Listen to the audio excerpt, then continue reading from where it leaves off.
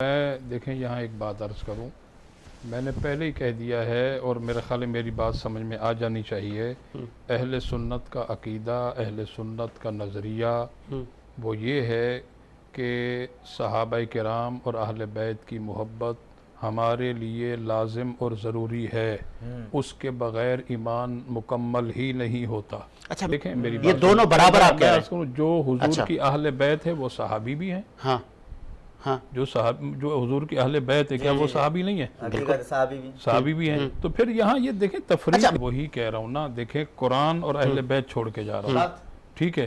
اب دونوں ہم نے جو ہے اس کشتی میں سوار ہو جانا ہے دونوں کی، ٹھیک ہے؟ جب ہی کامیابی ملے گی، ٹھیک ہے؟ اور پھر آپ دیکھیں قرآن کیا کہتا ہے۔ حضور نے کہا میں قرآن چھوڑ کے جا رہا ہوں، چلے میں آپ ہی کا سوال، یہ چند آیات ہیں قرآنی، میں یہ پڑھ کے سنا دیتا ہوں۔ اللہ کریم نے ارشاد فرمایا والذین آمنوا وہاجروا وجاہدوا فی سبیل اللہ والذین اووا ونصروا اولئک هم المؤمنون حقا لهم مغفرۃ ورزق کریم، ٹھیک ہے؟ اللہ کریم نے فرمایا والذین آمنوا، جو ایمان لائے، وہاجروا اور ہجرت کی، وجاہدوا اور جہاد کیا، فی سبیل اللہ اللہ کے لیے، والذین اووا نصروا اولئک هم المؤمنون حقا لهم مغفرۃ ورزق کریم، ان کی امداد کی وہی سچے ایمان والے ہیں، انہی کے لیے بخشش ہے اور عزت کی روزی ہے۔ یہ اللہ کہہ رہا ہے۔ اور آگے فرمائے کہ والسابقون الاولون من المہاجرین والانصار والذین اتبعوہم باحسان رضی اللہ عنہم ورضوا عنہ، فرمایا کہ اور سب میں پہلے ایمان لانے والے مہاجرین اور انصار جنہوں نے بھلائی کے ساتھ ان کی پیروی کی، اللہ ان سے راضی، وہ اللہ سے راضی۔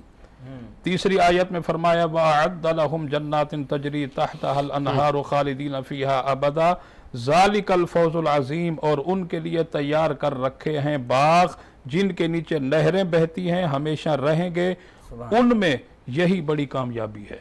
اب دیکھیں یہ اللہ کا قرآن ہے، یعنی ان اصحاب رسول کے بارے میں اللہ کا یہ قرآن ہے جو آپ فرما رہے نا کہ رب نے کہا کہ سرکار نے فرمایا کہ میں قرآن اور اہل بیت چھوڑ کے جا رہا ہوں، تو ہم ان کو تو الگ الگ سمجھتے ہی نہیں ہیں۔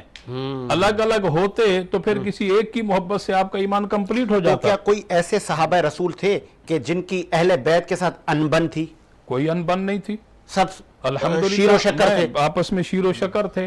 اور صحابہ کرام کی اور اہل بیت کی جو محبت تھی، بے مثل و بے مثال محبت۔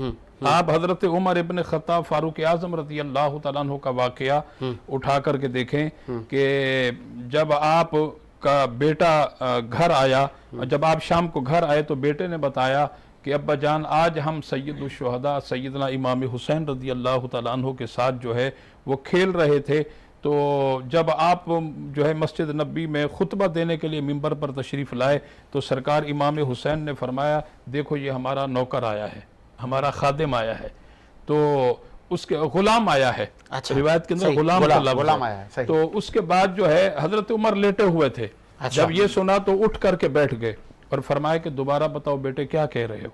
انہوں نے یہی بات دوبارہ سنائی۔ آپ نے فرمایا کہ ایسا کرو کہ جاؤ امام حسین رضی اللہ تعالیٰ عنہ سے کہو کہ یہ بات لکھ کر دیں۔ وہ وہاں گئے، وہاں سے لکھوا کر کے لے آئے، حضرت امام حسین نے لکھ دیا، نیچے اپنا نام لکھ دیا۔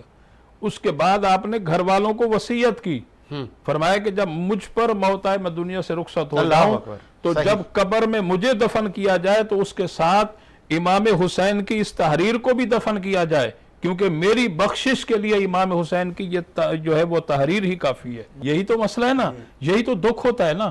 اچھا پھر دیکھیں سیدنا ابو ہریرہ رضی اللہ تعالیٰ عنہ صحابی رسول ہیں، ایک جنازے کے اندر حضرت امام حسین تشریف لائے، دیکھا تو ان کے جو ہے وہ قدموں پہ جو ہے گرد و غبار مٹی ہے، تو صحابی رسول اپنے جسم پر جو کپڑے زیب تن اسی کپڑوں سے جو ہے ان کے قدموں سے مٹی گرد و غبار کو صاف کرنے لگے۔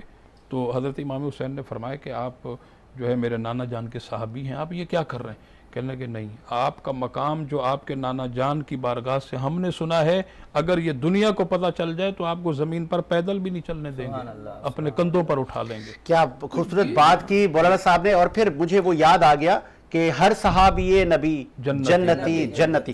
سر بلیو کرتے ہیں اس پہ؟ جی بالکل بلیو کرتے الحمدللہ، ہیں. دل و جان میں اب آپ کے سے۔ پاس آؤں گا.